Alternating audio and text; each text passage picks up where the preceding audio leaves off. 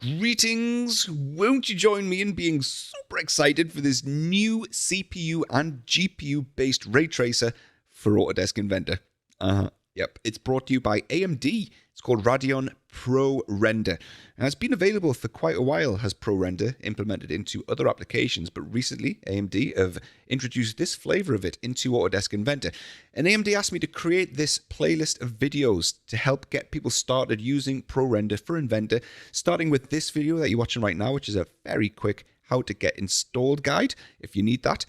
But depending on what platform you're watching this video on, around the video somewhere you may see a playlist.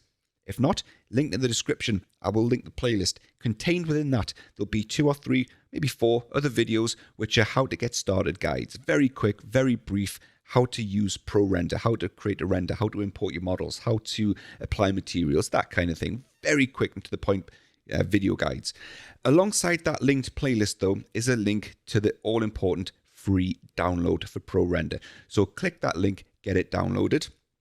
Go to your downloads folder and you'll see the executable.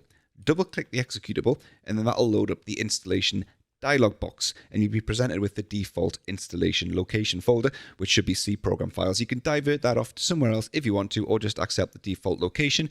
And then you've got to decide which version of Inventor you're going to install this into if you have multiple versions. Now, it is only supported on 2021 and 2022 as of today.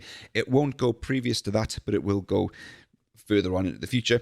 But if you do have 2021, you will have limited support.